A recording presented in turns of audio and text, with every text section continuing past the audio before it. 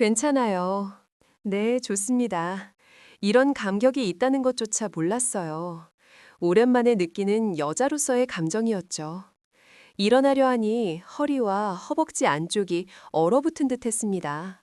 마치 알이 베인 느낌이었어요. 하지만 이런 달콤함도 잠시 재혼 후 4개월 만에 이혼을 겪게 되었습니다. 이 남자는 처음부터 뭔가 이상했습니다. 절대 재혼하지 마세요. 과연 이 남자는 누구였을까요? 지금부터 그 이야기를 시작합니다. 이야기 시작 전 구독과 좋아요 부탁드려요. 감사합니다. 안녕하세요. 저는 대구 중구에서 반찬 가게를 운영하고 있는 서영입니다.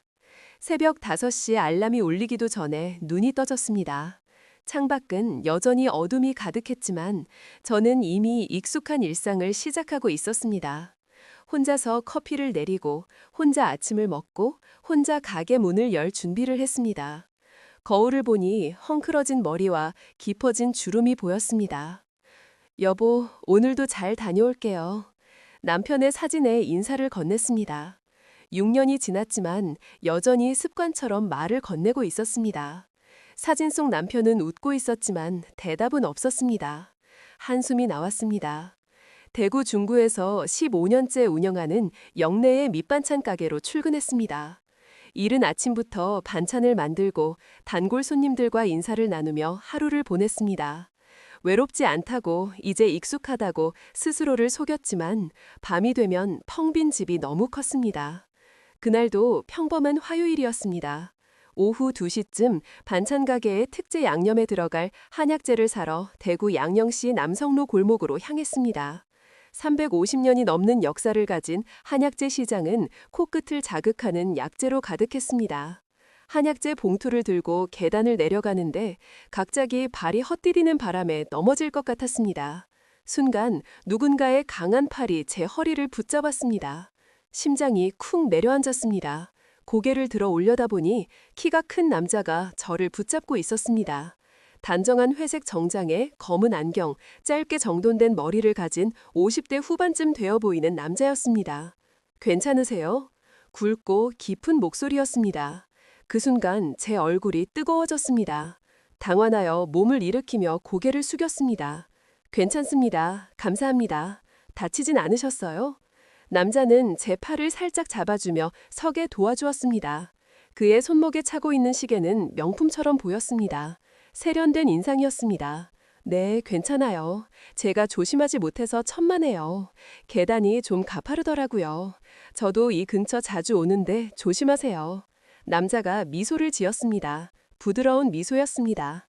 제 심장이 다시 한번 뛰었습니다. 정신을 차리고 손을 떨며 한약재 봉투를 주섬주섬 챙겼습니다. 한약재를 많이 사셨네요. 건강 관리하시는군요. 아, 네. 반찬 가게를 하거든요. 양옆에 쓰려고요. 오, 그러시구나. 저도 건강에 관심이 많아서 이 근처 자주 와요. 산책도 하고요. 자연스럽게 대화가 이어졌습니다. 한약재에 대한 이야기, 그리고 건강에 대한 이야기. 남자는 관심 있게 제 말을 들어주었습니다. 오랜만에 누군가와 이렇게 대화를 나누니 기분이 이상했습니다. 가슴이 따뜻해졌죠. 남자가 주머니에서 명함을 꺼냈습니다. 한태윤이라고 합니다. 혹시 괜찮으시면 명함을 꺼내며 말을 이었습니다. 명함을 받아든 제 손이 떨렸습니다. 낯선 사람인데도 저도 모르게 명함을 받고 있었어요. 나 왜 이러지? 한태윤, 한성기업 상물이라고 적혀 있었습니다. 상물, 그러니 그럼 높으신 분인가? 나와는 차이가 많이 나지 않을 것 같은데? 머릿속이 복잡해졌습니다. 아, 네, 감사합니다. 그럼 연락 기다릴게요. 태윤이라는 남자는 다시 한번 미소를 지으며 천천히 걸어갔습니다. 저는 그 자리에 멍하니 서서 명함을 내려다봤습니다. 나 같은 여자에게 왜? 혹시 그냥 친절한 걸까? 아니면 이 동네 고객 확보 차원에서 홍보를 나왔나? 온갖 생각이 머릿속을 스쳤습니다. 밤 11시, 잠자리에 누웠지만 잠이 오지 않았습니다. 천장을 보며 오늘 일을 되새김질했습니다. 계단에서 넘어질 뻔했을 때 그 강한 팔, 굵고 깊은 목소리, 부드러운 미소, 세련된 인상, 그리고 명함에 적힌 상몰이라는 직함. 한시마다 뒤척이며 생각했습니다. 그런데도 자꾸만 그 사람이 떠올랐습니다. 6년 만에 처음 느끼는 감정이었습니다. 이런 감정을 느낄 수 있다는 것조차 잊고 살았습니다. 새벽 2시가 넘어서야 겨우 잠이 들었습니다. 다음 날 아침 일어나자마자 명함을 다시 꺼냈습니다. 햇살이 비치는 거실에서 명함을 들여다보며 생각했습니다. 연락을 해볼까? 아니면 그냥 잊어버릴까? 고민은 계속됐습니다. 오후에 친구 순이가 가게에 들렀습니다. 영애야, 오늘 표정이 이상한데 무슨 일 있어? 순이는 30년 지기답게 제 표정을 단번에 알아챘습니다. 혼자만의 비밀로 간직하고 싶었습니다. 아직은 사소한 일이었죠. 드디어 용기를 냈습니다. 손이 떨렸지만 문자를 보냈습니다. 안녕하세요. 저 그때 양영시에서 도움받았던 서영입니다. 전송 버튼을 누르는 순간 심장이 터질 것 같았습니다. 보내고 나니 후회가 밀려왔습니다. 핸드폰을 꼭 쥐고 답장을 기다렸습니다. 5분쯤 지났을 때 핸드폰이 울렸습니다. 기다렸어요. 단 한 문장이었지만 제 심장은 미친 듯이 뛰었습니다. 곧이어 전화가 왔습니다. 여보세요? 안녕하세요. 서영의 사장님 맞으시죠? 그 굵고 깊은 목소리가 다시 들렸습니다. 네, 맞습니다. 연락 주셔서 정말 기뻐요. 솔직히 기다리고 있었어요. 혹시 시간 되시면 커피라도 한 잔 하실래요? 제 얼굴이 뜨거워졌습니다. 예순들에 이러고 있다니. 하지만 이상하게 거절하고 싶지 않았습니다. 네, 좋습니다. 그럼 이번 주말 어떠세요? 편하신 시간에 맞출게요. 주말이면 토요일 오후가 괜찮을 것 같아요. 완벽하네요. 그럼 토요일 오후 2시에 수성목 근처로 오시면 제가 모실게요. 좋은 곳 알거든요. 전화를 끊고 나니 다리에 힘이 풀렸습니다. 말도 안 돼. 길에서 만난 남자랑 만나다니. 소파에 주저앉아 한참을 멍하니 있었습니다. 저는 그때 몰랐습니다. 이게 제 인생의 새로운 시작이 될 줄은. 토요일 오후 2시, 거울 앞에서 옷을 갈아입기를 벌써 5번째였습니다.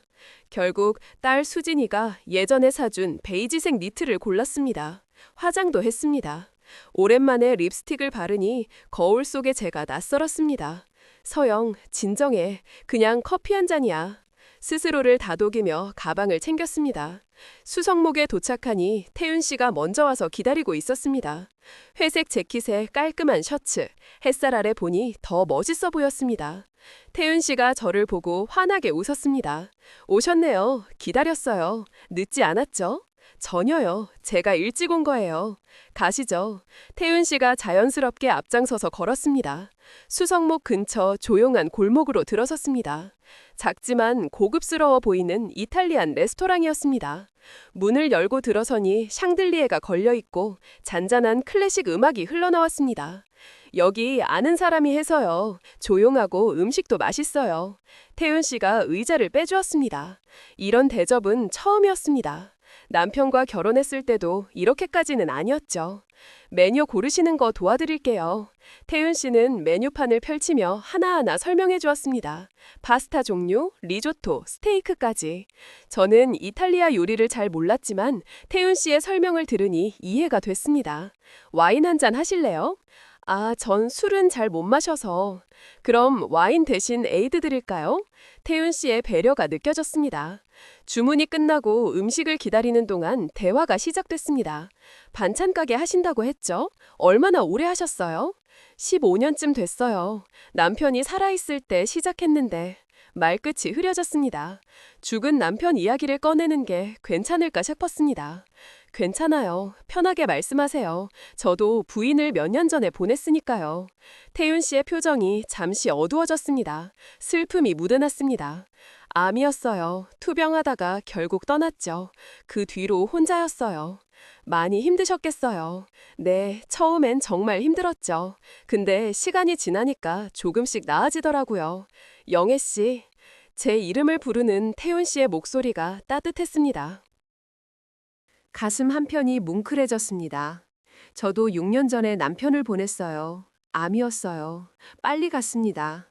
진단받고 1년도 안 돼서 목이 메었습니다. 태윤 씨가 조용히 제 손을 덮었습니다.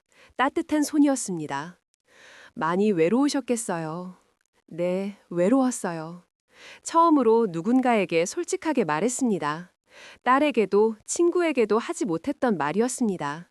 태윤 씨가 고개를 끄덕였습니다. 저도 그래요. 혼자 사는 게 익숙해지긴 했는데 가끔은 누군가와 이야기 나누고 싶더라고요. 그래서 영애 씨에게 연락해달라고 용기 낸 거예요. 음식이 나왔습니다. 정갈하게 플레이팅된 파스타와 리조토가 함께 나오니 더 맛있었습니다. 오랜만에 누군가와 마주 앉아 식사를 하는 기분, 행복했습니다. 식사 후 수성호를 따라 산책했습니다. 호수를 걸으며 이런저런 이야기를 나눴습니다. 반찬가게 이야기, 단골 손님 이야기, 그리고 딸과 손주 이야기. 태윤 씨는 제 이야기를 진지하게 들어주었습니다. 자녀분은 계신가요? 네, 36살 딸 하나 있어요. 간호사인데 부산에 있어요. 따님이 간호사시라니 자랑스러우시겠어요. 그렇죠. 근데 요즘은 바빠서 자주 못 봐요. 손주도 크고 있는데 몇 살이에요? 8살이에요. 우진이라고요. 귀엽겠네요. 태윤 씨의 미소가 진심으로 느껴졌습니다. 해가 기울 무렵 벤치에 앉아 호수를 바라봤습니다. 조용한 시간이었습니다. 태윤 씨가 말을 꺼냈습니다. 영애 씨, 솔직히 말씀드릴게요. 네? 저 영애 씨한테 호감 있어요. 처음 됐을 때부터요. 심장이 빨리 뛰었습니다. 호흡이 가빠졌습니다. 저는 나이도 많고, 나이가 뭐가 중요해요. 제가 봤을 때 영애 씨는 정말 멋진 분이에요. 혼자서도 가게 운영하시고 대단한 거예요. 태윤 씨의 눈빛이 진지했습니다. 거짓말 같지 않았습니다. 저도 좋아요. 작게 대답했습니다. 얼굴 전체가 뜨거워졌습니다. 태윤 씨가 웃었습니다. 헤어질 시간이 됐어요. 모셔다 드릴게요. 부담스러워서 그냥 택시를 탄다고 말하자 태윤 씨가 택시를 잡아주었습니다. 택시에 타기 전 태윤 씨가 말했습니다. 오늘 정말 즐거웠어요. 다음 주에도 봐도 될까요? 네. 택시 안에서 창밖을 보며 미소 지었습니다. 일주일이 지났습니다.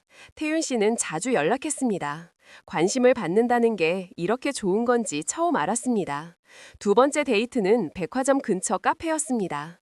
커피를 마시며 이야기를 나눴습니다. 이번엔 태윤 씨가 더 많은 이야기를 했습니다. 회사 생활 이야기, 상무까지 올라갔다가 최근 퇴직하신 이야기, 진지하게 일했던 과거가 느껴졌습니다. 근데 정년퇴직 남으셨을 텐데 왜 은퇴하셨어요? 네, 몇 년 전에 정리했어요. 이제는 편하게 살려고요. 좋으시겠어요. 외로운 것만 빼면요. 식사 후 수성호를 따라 산책했습니다. 호수를 걸으며 이런저런 이야기를 나눴습니다. 반찬 가게 이야기, 단골 손님 이야기, 그리고 딸과 손주 이야기. 태윤 씨는 제 이야기를 진지하게 들어주었습니다. 자녀분은 계신가요? 네, 36살 딸 하나 있어요. 간호사인데 부산에 있어요.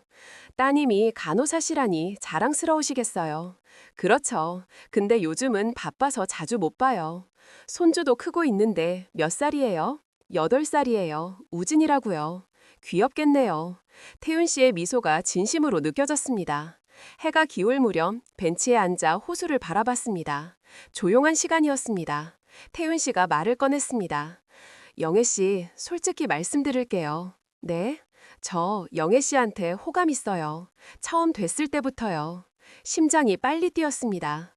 호흡이 가빠졌습니다. 저는 나이도 많고, 나이가 뭐가 중요해요. 제가 봤을 때 영애 씨는 정말 멋진 분이에요. 혼자서도 가게 운영하시고 대단한 거예요. 태윤 씨의 눈빛이 진지했습니다. 거짓말 같지 않았습니다.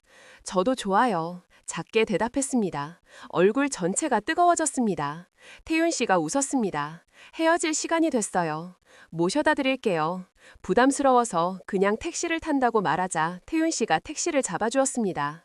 택시에 타기 전 태윤 씨가 말했습니다. 오늘 정말 즐거웠어요. 다음 주에도 봐도 될까요? 네. 택시 안에서 창밖을 보며 미소 지었습니다.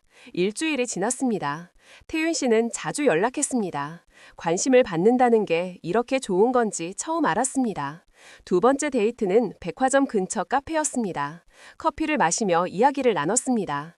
이번엔 태훈 씨가 더 많은 이야기를 했습니다. 회사 생활 이야기, 상무까지 올라갔다가 최근 퇴직하신 이야기, 진지하게 일했던 과거가 느껴졌습니다. 근데 정년퇴직 남으셨을 텐데 왜 은퇴하셨어요? 네, 몇 년 전에 정리했어요. 이제는 편하게 살려고요.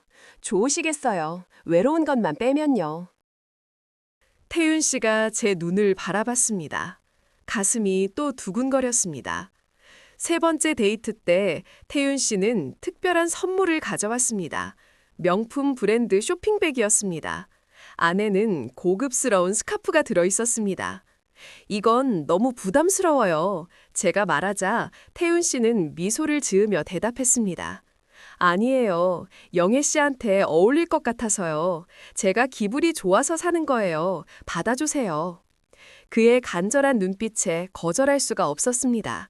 감사합니다. 소중히 할게요. 그날 헤어질 때 태윤 씨는 꽃다발도 주었습니다. 장미 한 다발이었고 오랜만에 받는 꽃이었습니다. 집에 와서 꽃병에 꽂으며 눈물이 났습니다. 행복한 눈물이었습니다. 여러분, 정말 이때까지만 해도 제가 빠져들고 있다는 것조차 못 느끼고 있었어요. 정말이에요. 바보 같았죠. 그렇게 몇 주가 흘렀습니다. 어느 금요일 저녁 태훈 씨가 전화했습니다. 영애 씨, 주말에 시간 되세요? 네, 괜찮아요. 그럼 저희 집에 오시겠어요? 제가 직접 요리해드리고 싶어요. 잠시 망설였습니다. 남자의 집에 간다는 것. 하지만 태윤 씨는 지금까지 신사적이었습니다. 믿어도 될 것 같았습니다. 네, 좋아요. 토요일 오후 태윤 씨가 알려준 주소로 갔습니다. 대구 수성구의 고급 아파트 단지였습니다. 엘리베이터를 타고 20층으로 올라갔습니다. 초인종을 누르니 태윤 씨가 문을 열었습니다. 어서 오세요. 집 안으로 들어서니 놀라웠습니다. 깔끔한 인테리어와 큰 창문으로 보이는 야경, 비싼 가구들. 정말 여유 있게 사시는구나. 집이 정말 좋네요. 감사합니다. 혼자 살기엔 좀 크지만요. 앉으세요. 소파에 앉으니 태훈 씨가 와인을 따라줬습니다. 스테이크 준비했어요. 좀 기다리세요. 태훈 씨가 주방으로 가서 요리를 시작했습니다. 익숙한 손놀림이었습니다. 혼자 사는 남자치고는 요리를 잘하는 것 같았습니다. 거실을 둘러봤어요. 책장에는 경영 서적들이 꽂혀 있었습니다. 저녁 식사가 준비됐습니다. 스테이크, 샐러드, 와인, 촛불까지 켜졌습니다. 로맨틱한 분위기였습니다. 맛있게 드세요. 감사합니다. 함께 식사를 하며 대화를 나눴습니다. 식사 후 거실로 이동했습니다. 창밖으로 대구의 야경이 펼쳐졌습니다. 아름다웠습니다. 소파에 나란히 앉아 야경을 바라보았습니다. 태훈 씨가 제 어깨에 손을 올렸습니다. 몸이 굳었습니다. 긴장하지 마세요. 천천히 가요. 태훈 씨, 네, 저랑 계속 만나주실 거죠? 그럼요. 고마워요. 태훈 씨가 제 손을 잡았습니다. 따뜻한 손이었어요. 오랜만에 느끼는 온기였어요. 시간이 흘러 밤 9시가 됐습니다. 이제 가야 할 것 같아요. 오늘 즐거웠어요. 다음에 또 봐요. 네, 감사합니다. 집으로 돌아오는 택시 안에서 창밖을 바라보며 가슴이 벅차올랐습니다. 이 사람은 정말 다르구나. 믿을 수 있는 사람이구나. 월요일 오후 친구 순이가 가게에 들렀습니다. 영애야, 요즘 표정이 되게 좋아졌다. 무슨 일 있어? 순이는 역시 눈치가 빠릅니다. 그게 사실은 망설이다가 털어놓게 되었습니다. 양영시에서 만난 남자 이야기, 데이트 이야기, 그리고 집에 다녀온 이야기까지. 순이의 표정이 굳어졌습니다. 영애야, 너무 빨리 가는 거 아니야? 무슨 말이야? 몇 주 만난 사람 집까지 갔다고? 그 사람 알아보긴 했어? 좋은 사람이야. 전에 상모였대. 그게 다야? 전 부인, 자식은, 재산은 아무것도 모르잖아. 순이의 목소리에는 걱정이 묻어났습니다. 순이야, 나도 알아. 근데 이 사람은 달라. 나한테 진심이야. 영애야, 이번만큼은 내가 행복하고 싶어. 알겠어. 순이는 더 이상 말하지 않았습니다.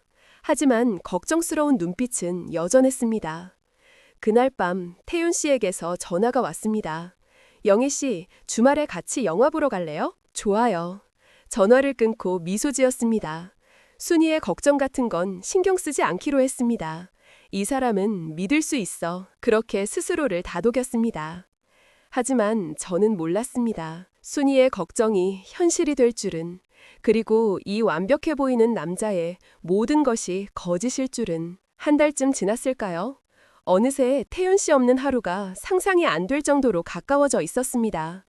매일 아침 문자, 저녁 전화, 일주일에 두세 번씩 만났습니다. 카페에서, 백화점에서, 수성에서 함께 있는 시간이 편안했어요.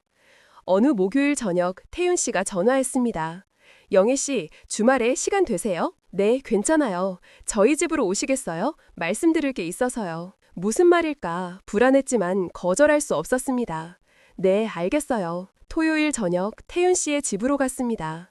문을 열고 들어서니 태윤 씨의 표정이 평소보다 긴장해 보였습니다. 앉으세요. 와인 드릴까요? 네. 와인을 마시며 잠시 이야기를 나눴습니다. 하지만 태윤 씨는 계속 뭔가 말하려다 멈췄습니다. 무슨 말씀 하시려고 했어요? 태윤 씨가 심호흡을 했습니다. 말씀드릴 게 있어요. 제 과거에 대해서요. 말씀하세요. 저 사별하기 전에 다른 여자랑 약혼한 적이 있었어요. 한 10년쯤 전에 약혼이요. 결혼까지 가려고 했는데 파혼했어요. 무슨 일이 있었나요? 태윤 씨의 표정이 어두워졌습니다. 제 몸 때문이었어요. 몸이요? 무슨 말인지 이해가 안 됐습니다. 저는 원래 어릴 때부터 크기가 보통이 아니었습니다. 얼굴이 빨개졌습니다.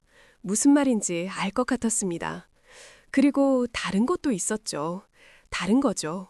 젊은 혈기에 구슬 같은 걸 넣었어요. 숨이 막혔습니다. 이런 이야기를 듣게 될 줄이야. 태윤 씨가 처음엔 괜찮다고 했어요. 그런데 막상 그렇게 되니까 무섭다고 했습니다. 너무 아프다고, 도저히 안 맞는다고.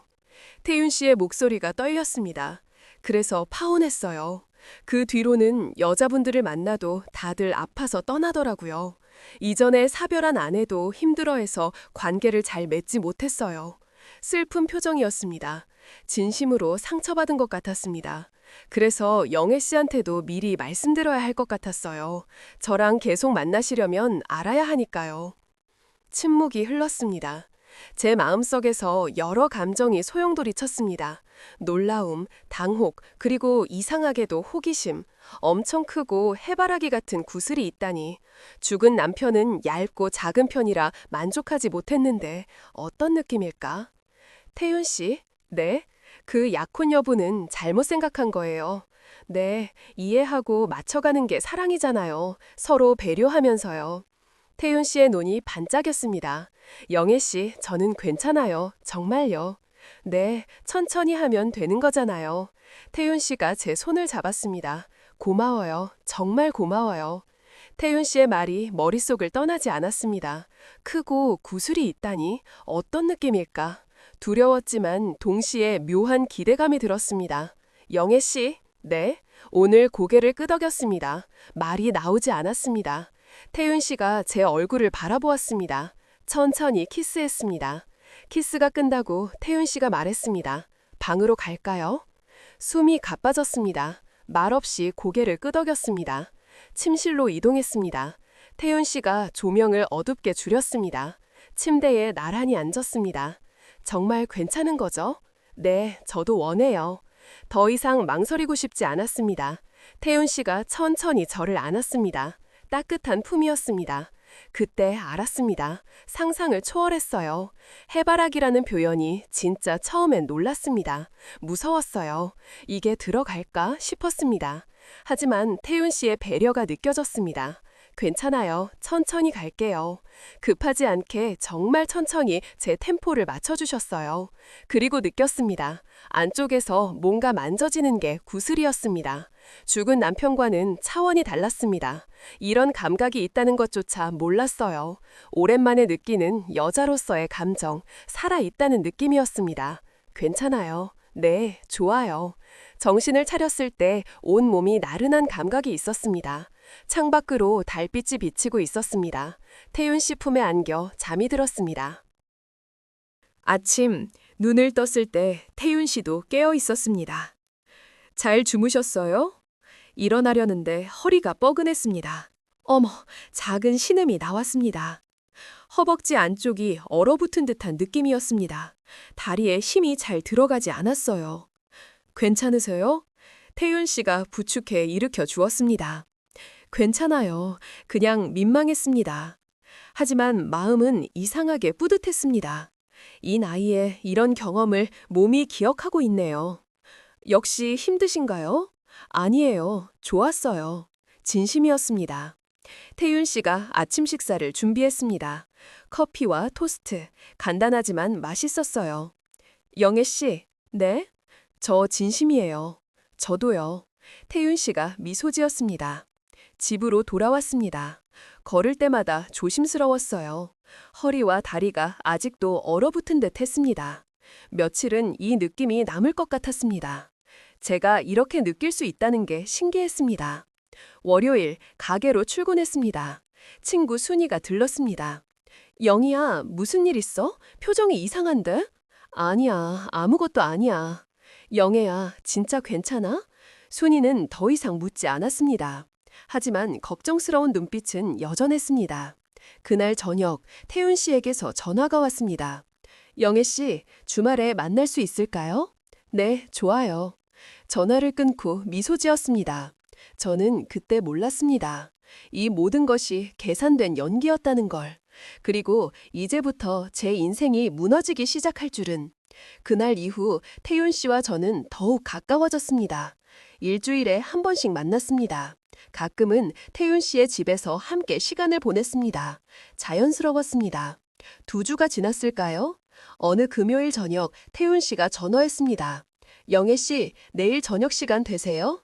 네, 괜찮아요. 제가 좋은 곳 예약했어요. 같이 저녁 드실래요? 그럼요.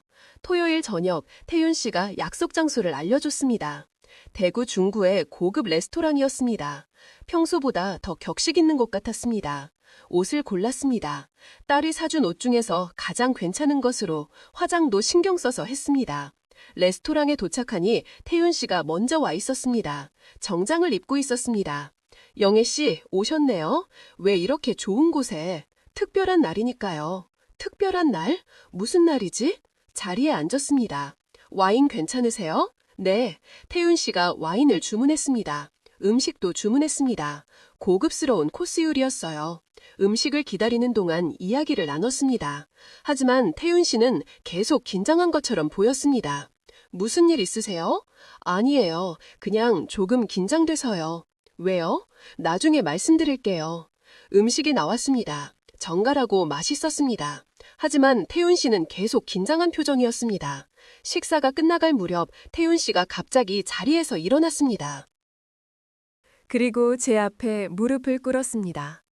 태윤 씨, 주변 사람들의 시선이 집중되었습니다. 심장이 빠르게 뛰었습니다. 태윤 씨가 주머니에서 작은 상자를 꺼냈습니다. 반지 상자였습니다. 영애 씨, 네, 저랑 결혼해 주시겠어요? 숨이 멈추는 것 같았습니다. 손으로 입을 가렸습니다. 눈시울이 뜨거워졌습니다. 저는 영애 씨를 정말 사랑합니다. 제가 이런 감정을 느낄 줄 몰랐어요. 영애 씨 덕분에 다시 살아있다는 느낌을 받았어요. 태윤 씨의 목소리가 떨렸습니다. 저랑 평생 함께 해주시겠어요? 고개를 끄덕였습니다. 네, 좋아요. 태윤 씨가 반지를 제 손가락에 끼워주었습니다. 주변 사람들이 박수를 쳤습니다. 태윤 씨가 일어나서 저를 꽉 안았습니다. 고마워요, 영애 씨. 가슴이 벅차올랐습니다. 저에게 이런 순간이 올 줄이야. 레스토랑을 나와 손을 잡고 천천히 걸었습니다. 하늘에는 별이 가득했습니다. 손가락에 반지가 반짝였습니다. 집으로 돌아와서도 흥분이 가라앉지 않았습니다. 반지를 계속 들여다봤습니다. 이게 꿈인가 싶었거든요. 다음 날 일요일 딸 수진에게 전화를 걸었습니다. 수진아, 엄마야? 엄마, 무슨 일이야? 엄마가 재혼하려고 전화했어. 침묵이 흘렀습니다. 엄마, 지금 뭐라고 했어? 재혼한다고 좋은 분 만났어. 엄마, 잠깐만, 내가 지금 갈게. 2시간 후 수진이 가게로 달려왔습니다. 얼굴이 굳어 있었습니다. 엄마, 정신 차려. 무슨 말이야? 몇 달 만난 사람이야? 그 사람 뭐 하는 사람이야? 좋은 사람이야. 전에 대기업 상무였대. 확인해 봤어? 전 부인은 자식은? 자식은 재산은 몇 년 전에 암으로 돌아가셨대. 자식은 없고. 엄마, 그게 사실인지 어떻게 알아? 수진의 목소리가 높아졌습니다. 혼인신고하려고. 응, 혼인신고하면 재산 문제 생겨요. 그 사람이 나중에 엄마 재산 가져가면 어떡해? 그런 사람 아니야. 엄마는 어떻게 알아? 몇 달 동안 만났잖아. 나도 사람 보는 눈 있어. 수진이 한숨을 쉬었습니다. 엄마, 제발 알아보기라도 해. 신원조회, 재산조회 봐. 그렇게까지 해야 해? 그 사람한테 미안하잖아. 엄마, 수진의 눈에 눈물이 맺혔습니다. 엄마가 행복하면 나도 좋아. 근데 너무 빨라. 몇 달 만난 사람이랑 결혼하겠다니. 수진아, 엄마 나이가 이제 몇인데 기회가 또 올까? 이번만큼은 엄마가 행복하고 싶어. 엄마 알아. 내가 걱정하는 거. 근데 이 사람은 달라. 진심이야. 수진은 더 이상 말하지 않았습니다. 하지만 표정은 여전히 굳어 있었습니다. 엄마, 적어도 1년은 만나봐야 해. 그 다음에 결혼해도 늦지 않아. 1년은 너무 길잖아. 엄마, 제발이요. 수진아, 엄마 인셈이야. 엄마가 알아서 할게. 수진은 결국 돌아갔습니다. 표정이 좋지 않았습니다. 월요일, 친구 순이가 가게에 들렀습니다. 영애야, 수진이한테 들었어. 뭘? 재혼한다고 하더라며. 진짜야? 응. 순이의 표정이 굳었습니다. 영희야, 너무 빨리 가는 거 아니야? 순이야, 너까지 그러지 마.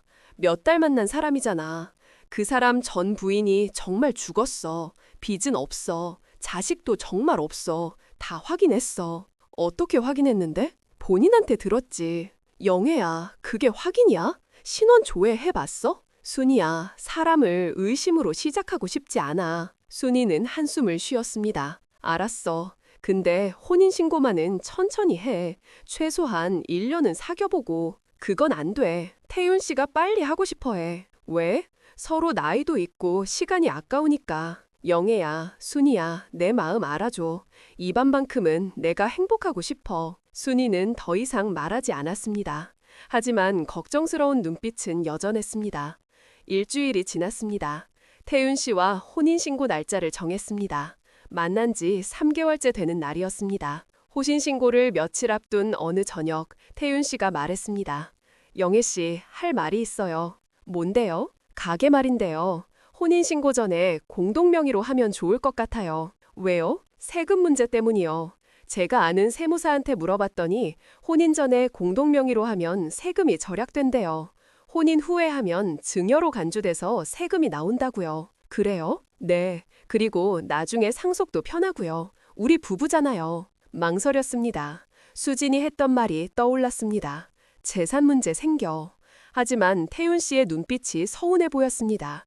영애 씨가 저를 믿지 못하시는 건가요? 아니에요. 그게 아니라 우리 결혼하는 사이잖아요. 공동명의 하는 게 당연한 거 아닌가요? 그건 그런데 영애 씨, 저를 믿어주세요. 태윤 씨가 제 손을 잡았습니다.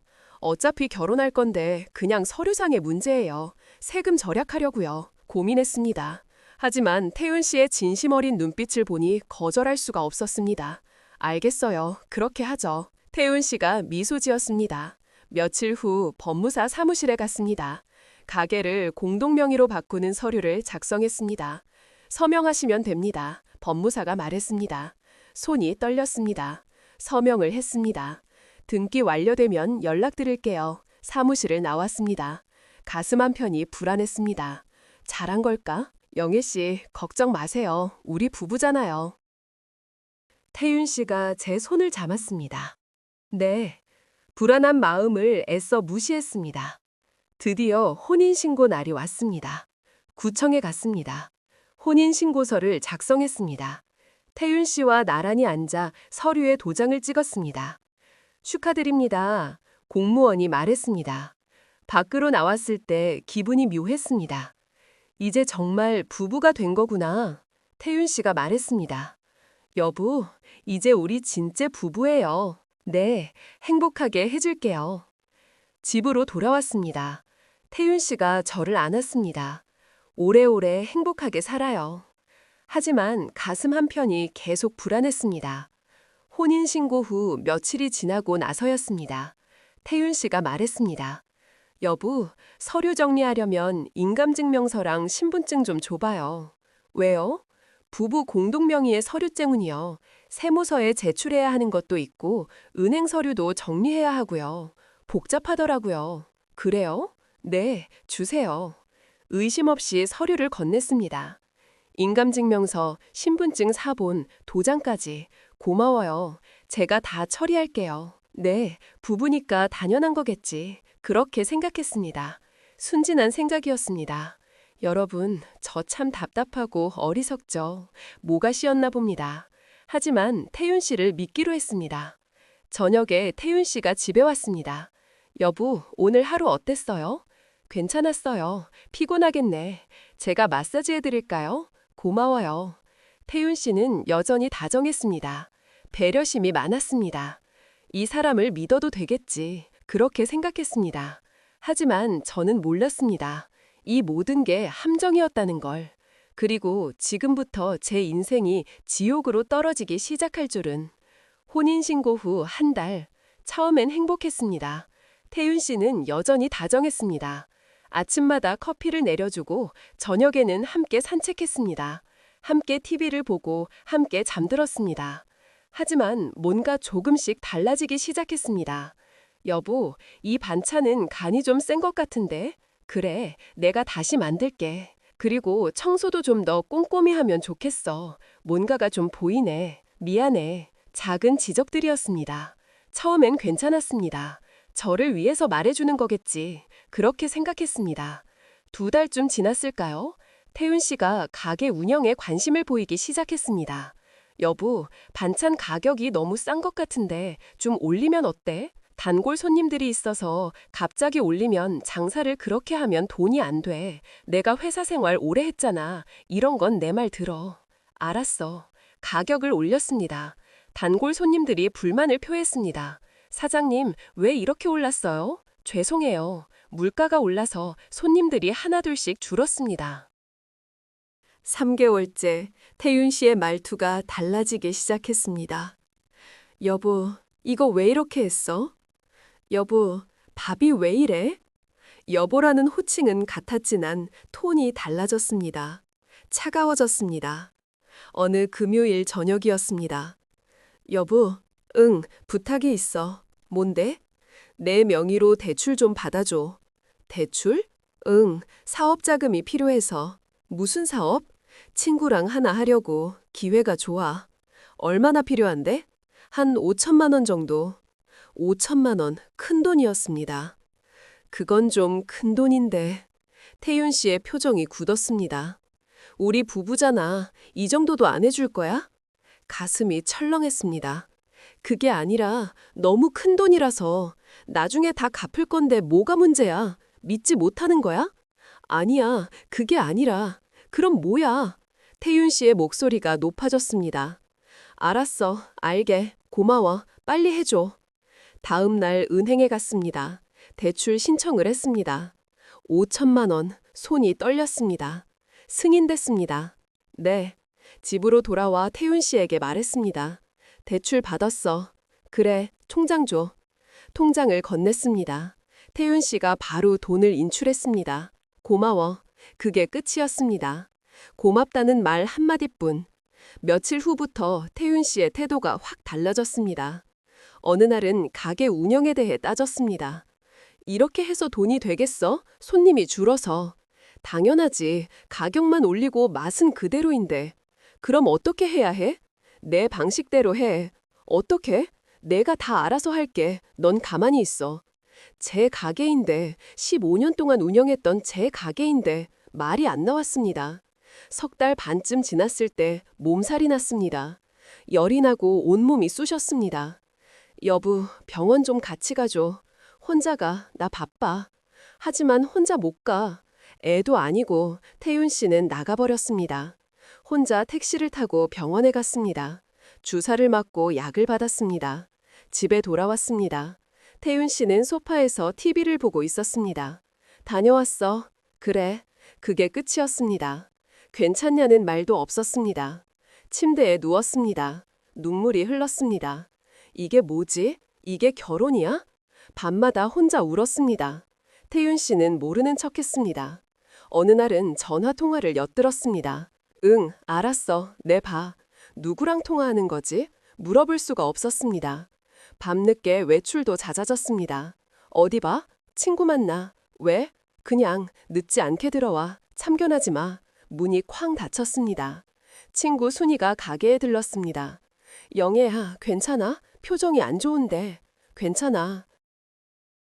진짜, 말할 수가 없었습니다. 제 선택이었으니까, 제가 고집했으니까. 순이의 걱정스러운 눈빛이 가슴을 찔렀습니다. 영희야, 무슨 일 있으면 언제든지 말해. 알았지?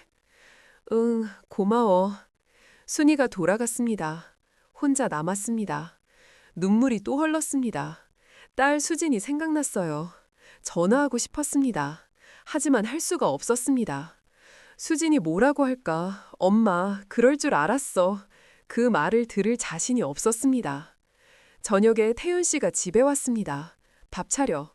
네, 밥을 차렸습니다. 태윤 씨는 말없이 먹었습니다. 맛없네. 미안해. 됐어. 태윤 씨는 방으로 들어가 버렸습니다. 설거지를 하며 울었습니다. 이게 사랑이었을까? 이게 결혼이야? 죽은 남편 생각이 났습니다. 여보, 미안해. 내가 잘못했어. 혼자 중얼거렸습니다.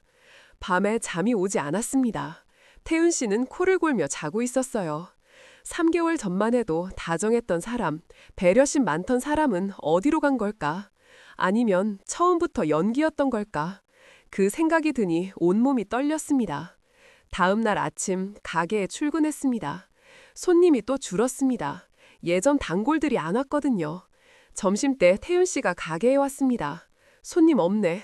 응, 요즘 좀. 당연하지. 이렇게 하니까 그럼 어떻게 해야 해? 랬어. 내가 알아서 할게. 뭘? 나중에 알려줄게. 태윤 씨는 가버렸습니다. 불안했습니다. 뭘 하려는 걸까? 저녁, 태윤 씨가 서류를 들고 왔습니다. 이거 서명해. 못 내? 가게 관련된 거야. 빨리 해. 읽어봐도 돼? 읽을 거 없어. 빨리. 하지만 빨리 안 해? 소리를 질렀습니다. 처음으로 소리를 지르는 태윤 씨였습니다. 손이 떨렸습니다. 서명했습니다. 무슨 서류인지도 모른 채 태윤 씨가 서류를 챙겨 나갔습니다. 혼자 남았습니다. 뭘 서명한 걸까? 불안했습니다. 밤, 태윤 씨는 또 외출했습니다. 혼자 집에 남았습니다. 3개월 만에 살이 빠졌습니다. 전화들을 들었습니다. 수진에게 전화하고 싶었습니다. 하지만 누를 수가 없었어요. 혼자 울었습니다. 여러분, 제가 정말 바보죠. 왜 그때 전화를 안 했을까요? 자존심 때문이었습니다. 제 선택이 틀렸다는 걸 인정하기 싫었어요. 하지만 이미 늦었습니다. 태윤 씨는 밤 12시가 넘어서 들어왔습니다. 술 냄새가 났습니다. 태윤 씨는 금방 잠들었습니다.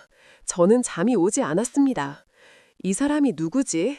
제가 사랑했던 사람이 맞나? 의문이 꼬리를 물었습니다. 그리고 무서운 생각이 들었습니다. 이 모든 게 처음부터 계획된 거라면 온몸에 소름이 돋았습니다. 불안은 커져만 갔어요. 거실에 앉아 있는데 태윤 씨가 전화 통화를 하는 소리가 들렸습니다. 응, 다 됐어. 이제 시간 문제야. 다 됐다고. 그 말에 가슴이 철렁했습니다. 3달 반이 지났을 때 은행에서 연락이 왔습니다. 대출 이자가 연체됐습니다. 네? 자동이체 안 됐나요? 잔액이 부족합니다. 통장을 확인했습니다. 돈이 거의 없었습니다. 8천만 원 있던 예금이 2천만 원밖에 남지 않았습니다. 어떻게? 태윤 씨였습니다. 태윤 씨가 인출한 거였습니다. 손이 떨렸습니다. 저녁에 태윤 씨에게 물었습니다. 여보, 통장에 돈은? 그래, 내가 좀 썼어. 왜? 얼마나 필요한 만큼 부부잖아. 내 돈 따로 있어? 말문이 막혔습니다. 나중에 다 갚을 거니까 걱정하지 마. 하지만 믿을 수가 없었습니다. 그날 밤 잠을 이룰 수 없었습니다. 이 사람이 누구지? 제가 알던 사람이 맞나? 그리고 깨달았습니다. 이건 사랑이 아니었어요. 이건 사기였어요. 하지만 인정하고 싶지 않았습니다. 아직은 혼인신고를 했잖아요. 공동명의도 했잖아요. 인감증명서도 줬잖아요. 이미 돌이킬 수 없었습니다. 그렇게 석 달 반이 지났습니다. 지옥 같은 나날이었습니다. 그리고 더 큰 충격이 기다리고 있었습니다. 저는 그때 몰랐습니다. 이게 시작에 불과하다는 걸. 혼인 후 4개월째 되던 날이었습니다. 어느 평범한 오후 가게에서 일하고 있었습니다. 휴대폰이 울렸습니다. 낯선 번호였어요. 여보세요? 거기 서영희 씨 핸드폰 맞아요? 중년 여성의 목소리였어요. 네, 맞는데요. 누구세요? 잠시 침묵이 흘렀습니다. 저 한태윤 전 부인이에요. 심정이 멈추는 것 같았습니다. 네, 죄송해요. 갑자기 전화해서 근데 꼭 말씀드려야 할 것 같아서요. 손이 떨렸습니다. 무슨 말씀이세요? 그 사람 조심하세요. 사별이라고 했죠? 무슨 사별이 아니에요. 이혼이에요. 3년 전에 재산 문제로요. 숨이 막혔습니다. 저도 똑같이 당했어요. 처음엔 다정했죠. 배려심 많고 신사적이었어요. 근데 결혼하고 나니까 여성의 목소리가 떨렸습니다. 제 아파트를 공동명의로 했어요. 그 사람이 세금 절약된다고 해서 그 다음엔 대출받게 하고 제 돈 다 쓰고 제 이야기 같았습니다. 빚이 얼마나 되나요? 3억이요. 머리가 하얘졌습니다. 그 사람 절대 믿지 마세요. 지금도 다른 여자들 만나고 있을 거예요. 저한테 그랬던 것처럼. 어떻게? 제가 사는 곳이 부산이에요. 근데 최근에 대구에서 그 사람 봤어요. 혹시나 싶어서 알아봤더니 재혼했더라고요. 온 몸이 얼어붙었습니다. 빨리 헤어지세요. 늦기 전에. 죄송해요. 이런 말에서 근데 또 다른 피해자가 나오는 걸 보니 도저히 믿을 수가 없었습니다. 전화가 끊겼습니다. 손에서 힘이 빠졌습니다. 휴대폰이 떨어질 뻔했습니다. 아니야, 거짓말일 거야. 전 부인이 질투해서 하는 말일지도 모르지만 모든 게 맞아떨어졌습니다. 태도 변화, 대출, 돈 인출, 서류 서명, 집으로 달려갔습니다. 태윤 씨는 없었습니다. 책상 서랍을 열어보니 서류들이 가득했습니다. 대출 독촉장 여러 장이었습니다. 한태윤 씨 대출금 3,500만 원 연체, 한태윤 씨 신용카드 대금 1,200만 원, 법원 통지서도 있었습니다. 채무 변제 명령. 손이 떨렸습니다. 사진이 나왔습니다. 태윤 씨와 다른 중년 여성들, 다정하게 웃고 있는 모습들, 뒷면에 메모가 적혀 있었습니다. 이순자 아파트, 박혜숲 가게, 최연서 예금. 토할 것 같았습니다. 더 뒤지니 수첩이 나왔습니다. 열었습니다. 여자들의 이름이 적혀 있었습니다. 나이, 직업, 재산 정보까지. 그리고 맨 마지막 페이지. 서형애 62세, 반찬가 예상자산 1억 이상, 체크 표시가 되어 있었습니다. 무릎에 힘이 풀렸습니다. 바닥에 주저앉았습니다. 이건 사랑이 아니었습니다. 계산이었습니다. 처음부터 끝까지 모든 게 계획이었습니다. 만남도, 데이트도, 프로포즈도 전부 다 거짓이었습니다. 울음이 터져나왔습니다. 바보같이, 정말 바보같이 수진 말들을 들을 걸, 순이의 경고를 들을 걸, 후회가 밀려왔습니다. 얼마나 울었을까요? 현관문이 열리는 소리가 들렸습니다. 태윤 씨가 들어왔습니다. 왜 이래? 제 모습을 보고 물었습니다. 서류들을 집어들었습니다. 이게 다 뭐야? 태윤 씨의 표정이 굳었습니다. 그거 왜 뒤져? 이게 뭐냐고? 소리를 질렀습니다. 대출 독촉장, 다른 여자들 사진, 이게 다 뭐야? 태윤 씨가 한숨을 쉬었습니다. 그래, 알았어. 당황하는 기색도 없었습니다. 오히려 담담했습니다.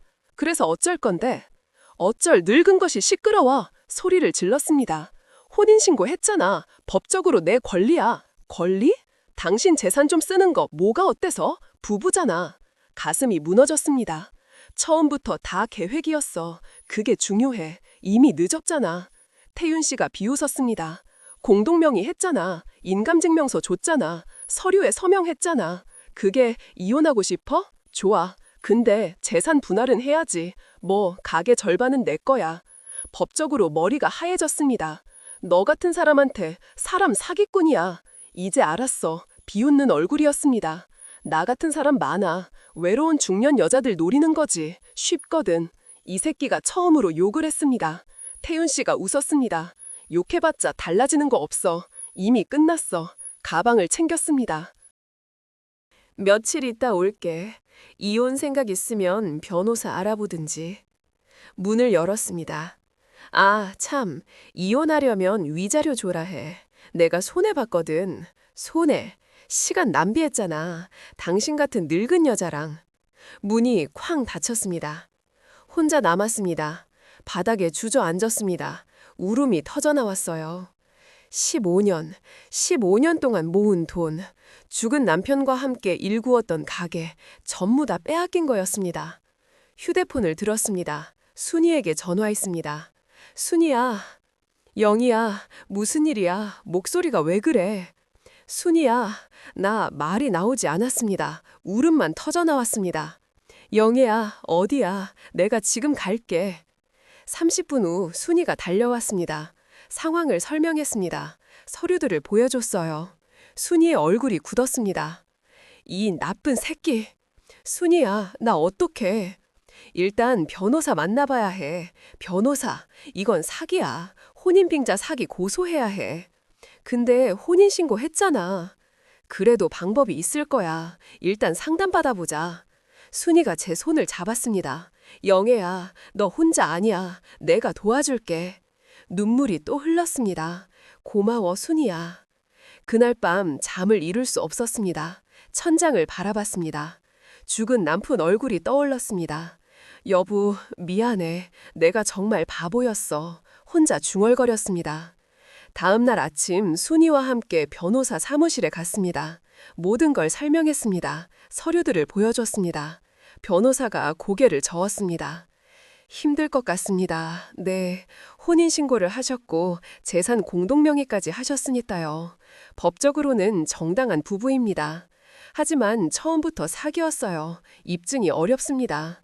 그리고 이미 재산 이전이 완료됐고요. 그럼 어떡해요? 이혼은 할 수 있습니다. 하지만 재산 분할은 변호사가 말을 흐렸습니다. 법원에서 혼인기간 중 취득한 재산은 공동재산으로 봅니다. 15년 동안 운영한 제 가게인데요. 증명이 되나요? 통장 내역, 세금 신고 내역 같은 거요. 그건 남편 명의였습니다. 남편이 죽고 제가 물려받았지만 서류상으로는 최근 2년 전에 제 명의로 바뀌었습니다. 어렵겠네요. 영애야, 포기하지 마. 다른 변호사도 만나보자. 순이야, 나 끝난 것 같아.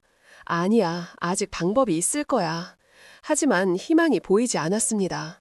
집으로 돌아왔습니다. 텅 비어 있었습니다. 태윤 씨는 아직 안 왔어요. 거실에 앉았습니다. 딸에게 전화해야겠다고 생각했습니다. 하지만 손가락이 움직이지 않았습니다. 뭐라고 말하지?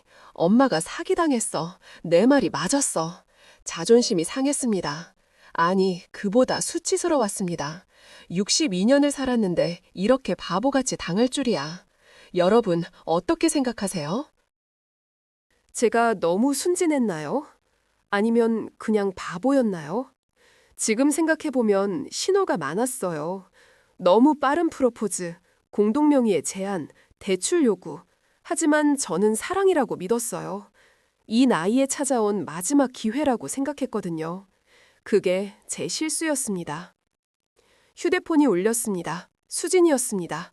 엄마, 수진아, 엄마, 순이 이모한테 들었어. 내가 지금 갈게. 아니야, 오지 마. 엄마, 나 이미 출발했어. 곧 도착해. 전화가 끊겼습니다. 2시간 후 수진이 도착했습니다. 제 모습을 보더니 얼굴이 굳었습니다. 엄마, 수진아, 미안해. 엄마가 바보였어. 수진이 저를 안았습니다. 엄마, 괜찮아. 내가 도와줄게. 눈물이 쏟아졌습니다. 수진아, 엄마가 너무 잘못했어. 엄마, 울지 마. 우리 이겨낼 수 있어. 하지만 희망이 보이지 않았습니다. 모든 게 끝난 것 같았습니다. 아니, 사실 끝났습니다. 저는 그때 몰랐습니다.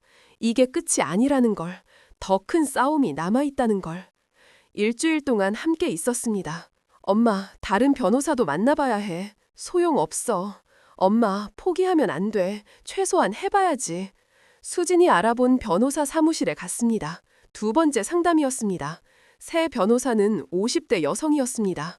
상황은 이해했습니다. 방법이 있을까요? 혼인 빙자 사기로 고소할 수 있습니다. 정말요? 희망이 보였습니다. 하지만 입증이 쉽지 않습니다. 시간도 오래 걸리고요. 1년, 길면 2년. 그럼 이혼은요? 이혼은 빨리 진행할 수 있습니다. 하지만 재산 분할이 문제죠. 15년 동안 제가 운영한 가게예요. 혼인 전 재산이라는 걸 증명해야 합니다. 어려울 것 같지만 최선을 다해보겠습니다. 변호사가 제 손을 잡았습니다. 힘내세요. 제가 도와드릴게요. 감사합니다. 이혼 소송을 시작했습니다. 태윤 씨 측에도 변호사가 붙었습니다. 첫 조정 날이었습니다. 법원 복도에서 태윤 씨를 마주쳤습니다. 오랜만이네. 비웃는 얼굴이었습니다. 괜히 시간 낭비하지 말고 합의해. 내목만 주면 돼. 네모, 가게 절반, 그리고 위자료. 위자료? 당연하지. 당신이 날 속였잖아. 내가 재산이 별로 없더라. 1억도 안 되잖아. 속았어. 말문이 막혔습니다. 조정실에 들어갔습니다. 조정위원 앞에 앉았습니다. 양쪽 변호사가 주장을 펼쳤습니다. 원고는 피고의 사기 행각으로 인해 재산상 피해를 입었습니다. 제 변호사가 말했습니다. 증거가 있습니까? 수첩, 사진, 대출 독촉장 등이 있습니다. 태윤 씨 변호사가 반박했습니다. 피고는 원고와 정당하게 혼인했습니다. 공동명의는 합법적 절차였고요. 하지만 처음부터 재산을 노린 것입니다. 입증할 수 있습니까? 사랑했지만 결혼 후 문제가 생긴 것일 수도 있습니다. 판사가 말했습니다. 혼인 빙자 사기는 별도로 형사 고소하시고 일단 이혼과 재산 분할부터 조정하겠습니다. 피고 측 요구사항은 태윤 씨 변호사가 말했습니다. 가계 가치의 50%를 요구합니다. 약 5천만 원으로 추정됩니다. 5천만 원? 소리가 나왔습니다. 15년 동안 제가 운영한 가게예요. 원고 측 주장은 제 변호사가 말했습니다. 가게는 혼인 전 재산입니다. 피고는 권리가 없습니다. 증명할 수 있습니까? 2년 전 제 명의로 변경됐습니다. 남편이 돌아가시고요. 그럼 혼인 전 재산이네요. 태윤 씨 변호사가 끼어들었습니다. 하지만 혼인 후 원고가 자발적으로 공동명의로 변경했습니다. 강요당했어요. 증거가 있습니까? 법무사 앞에서 진행했고 강요받았다는 증거는요? 그리고 피고가 가게 운영에 기여했습니다. 가격 조정, 운영 조언 등으로요. 제 변호사가 반박했습니다. 오히려 손님이 줄었습니다. 증명할 수 있습니까? 판사가 말했습니다. 혼인 전 재산이지만 원고가 자발적으로 공동명의로 변경한 이상 부부 공동재산으로 보는 것이 타당합니다. 다만 혼인 전 취득했다는 점을 고려하여 50%가 아닌 30%를 인정합니다. 몇 주 후 재판 날이었습니다. 법정에 섰습니다. 태윤 씨는 정장을 입고 있었습니다. 마치 피해자처럼 보였습니다. 증인신문이 시작됐습니다. 제 변호사가 태윤 씨에게 물었습니다. 다른 여성들과의 관계는 친구들입니다. 사진 뒷면의 메모는 그냥 메모일 뿐입니다. 수첩의 여성 명단은 사업 관련 연락처입니다. 거짓말이었습니다. 하지만 증명할 수 없었습니다. 태윤 씨 변호사가 저에게 물었습니다. 가게를 공동명의로 하자고 제안한 건 누구입니까? 피고입니다. 원고는 동의했습니까? 네, 하지만 속아서 동의했다는 거네요. 인감증명서도 자발적으로 줬습니까? 네, 하지만 대출도 원고가 직접 받았습니까? 네, 모든 게 제 동의 하에 이루어진 것처럼 보였습니다. 재판은 길어졌습니다. 한 달에 한 번씩 법정에 갔습니다. 하지만 희망은 점점 사라졌습니다. 석 달 후 판결이 나왔습니다. 판사가 판결문을 읽었습니다. 이혼은 인정합니다. 숨을 쉬었습니다. 재산 분할은 심장이 빨리 뛰었습니다. 가게는 원고 명의로 변경된 시점이 혼인 전이라는 명확한 증거가 없습니다. 따라서 혼인 기간 중 재산으로 간주합니다. 피고에게 가게 가치의 30%를 지급하라. 30%, 3천만 원. 또한 혼인 기간 중 공동생활로 인한 증식분을 고려하여 추가로 1천만 원을 지급하라. 총 4천만 원.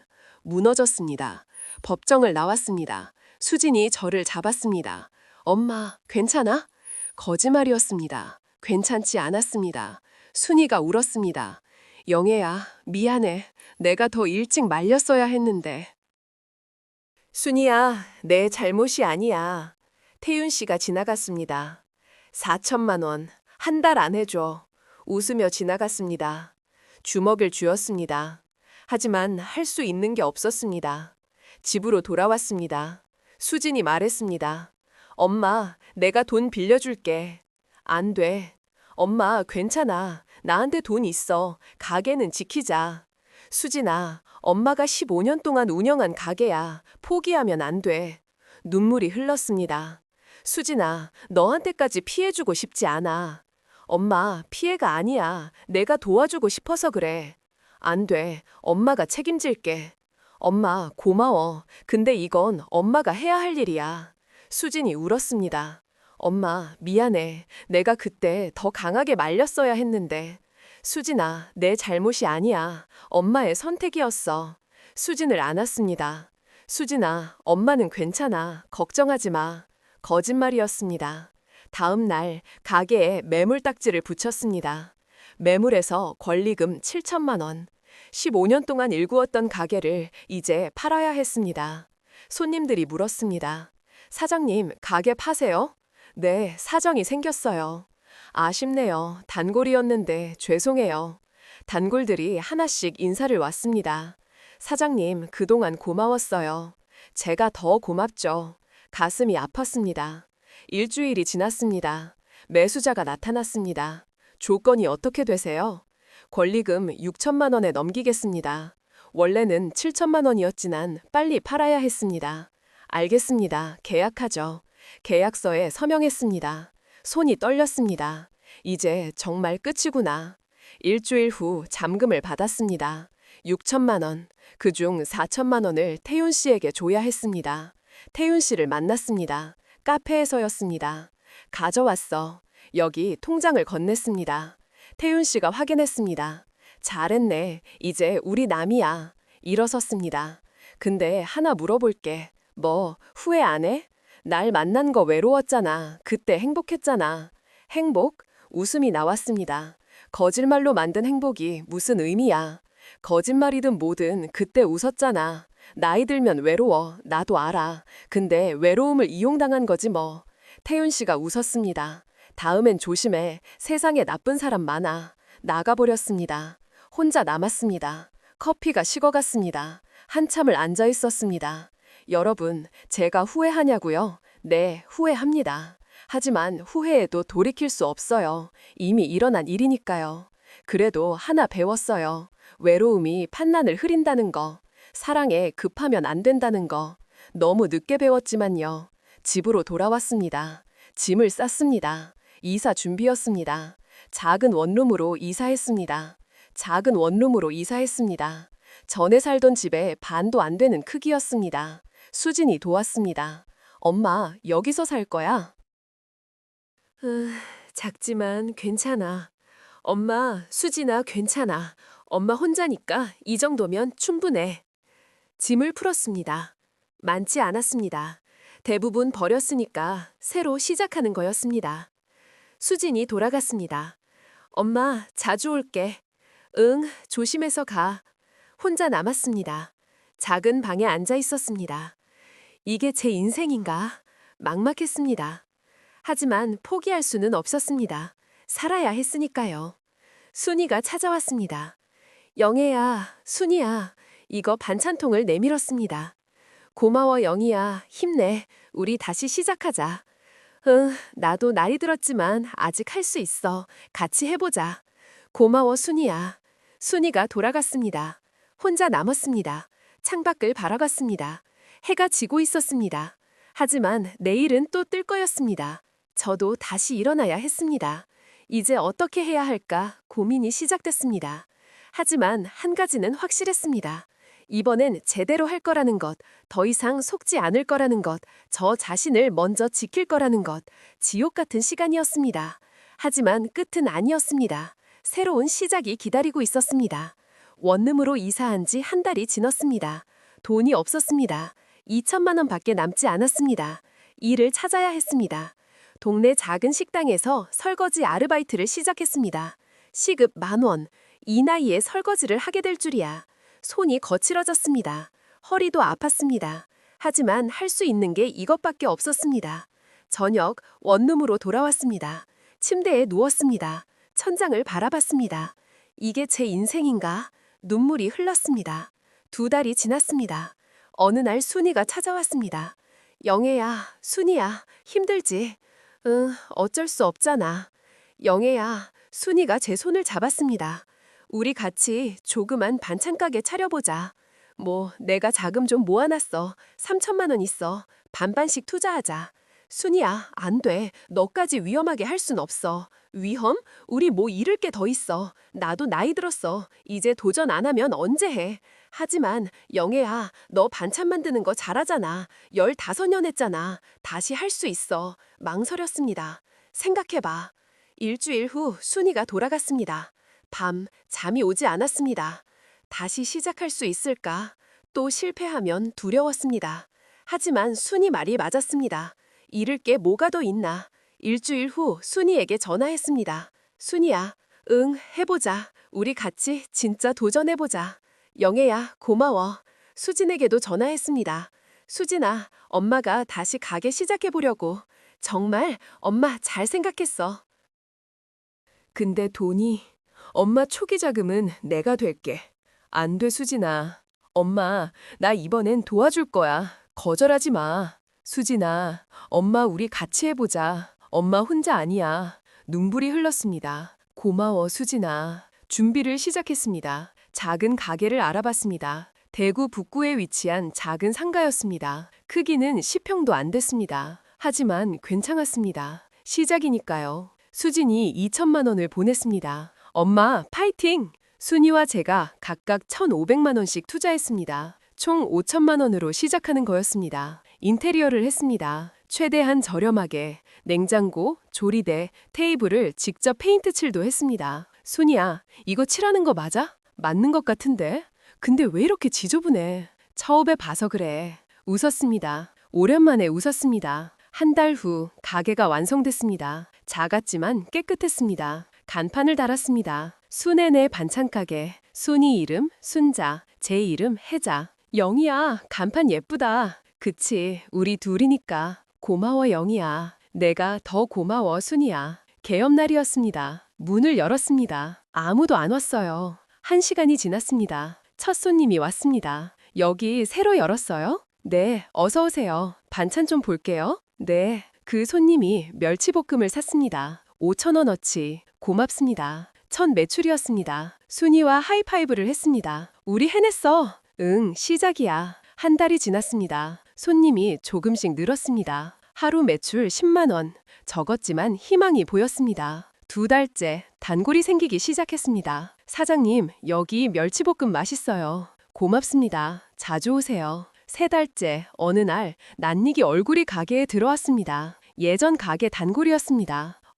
사장님. 네, 안녕하세요. 여기서 하시는 거예요? 소문 듣고 찾아왔어요. 정말요? 네, 예전 가게 없어져서 아쉬웠는데 여기서 다시 시작하셨다니 고맙습니다. 사장님 반찬이 최고예요. 계속 올게요. 가슴이 뜨거워졌습니다. 그 후로 예전 단골들이 하나둘씩 찾아왔습니다. 사장님, 여기 계셨네요. 찾았어요. 기다렸어요. 매출이 늘었습니다. 하루 30만 원, 50만 원, 손이 바빠졌습니다. 행복한 바쁨이었습니다. 6개월이 지났습니다. 가게가 안정됐어요. 흑자였습니다. 수진이 찾아왔습니다. 엄마, 가게 잘 되는 것 같아. 응, 순이 덕분이야. 엄마 덕분이지. 엄마가 포기 안 했잖아. 수진아, 고마워. 내가 도와줘서. 엄마, 나도 고마워.